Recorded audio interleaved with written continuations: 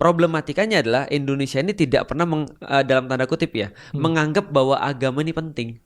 Sehingga sebenarnya agama ini tidak diberikan seperti itu. Benar. Jadi artinya agama ini cuma diperlakukan kayak menurutku ya cuma metode cari duit yang lain aja. Contoh misalnya yang paling gampang ya, kalau lu tanya ke orang-orang muslim ya, yang pasti sumber untuk belajar Islam tuh ada dua, yang undisputed, benar-benar sudah mutlak, Quran, Sunnah. Nah tinggal bagaimana Quran Sunnah ini diajarkan kan gitu kan ya sebenarnya kan ya. Karena ininya sudah undisputed nih.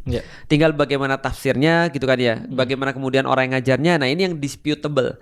Nah sekarang memang sudah terlanjur kita tuh punya, mohon maaf, bukan hanya guru-gurunya, tapi cara untuk mengajarkan atau kurikulumnya adalah kurikulum yang problematis.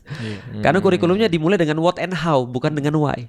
Makanya kalau dibalikin lagi ke ayat ya, nah, dia kan diulang 4 kali di Al-Baqarah 129, 151, Ali Imran 154, sama yang di Al-Jumu'ah yang ayat 62. Huwallazi ba'atsa fil ummiyina rasulam minhum yatlu 'alaihim ayatihi wa yuzakkihim. Itu adalah yang dilakuin Rasul, 4 stepnya.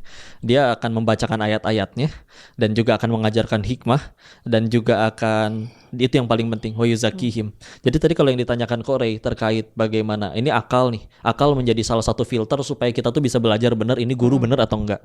Masalahnya tadi akalnya ada yang pada kayak begitu. Ya, makanya di situ ada kata wa yuzakkihim. Jadi Nabi itu nggak cuma ningkatin taraf berpikir, tapi salah satu tujuan Nabi berdakwah juga adalah menyucikan jiwa. Makanya menyucikan jiwa. Makanya kalau bicara nyuciin jiwa, maka kita punya satu alat lagi nanti, nurani. Lihat, ini gimana ya? Ini orang pintar banget nih secara ini nih.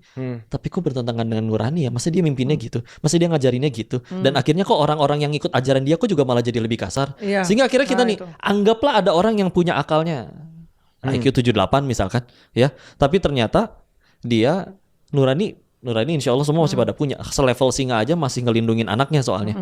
Maka ketika akhirnya kita udah ada nurani di situ, ya Allah, ini emang guru ini nggak luar biasa pintar, hafalannya biasa aja. Tapi aku jadi baik gara-gara dia, dan dia pun menunjukkan kebaikan. Makanya nanti ketika kita bicara ilmu itu luas, salah satu fungsi ngaji yang saya tahu itu adalah untuk makin tahu nyari kekurangan diri, bukan makin jago nyari kekurangan orang lain.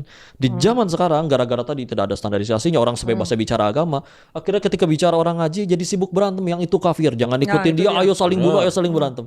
Jadi, makanya tadi ketika akal dan nuraninya nyatu nih, makanya Nabi ngajarinnya 4 itu tuh, nggak cuma ningkatin taraf berpikir, tapi Nabi juga menyucikan jiwa. Apa Nabi datang ke orang kafir Quraisy pengen bikin mereka pinter?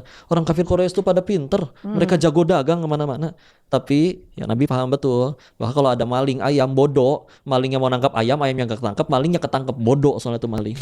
Tapi ya, yang repot kan kalau misalkan malingnya sendirian tapi pinter, yang nyolong sendiri, yang lapar jutaan rakyatnya, ini repot. Makanya di situ ada satu faktor lagi, nurani bermain.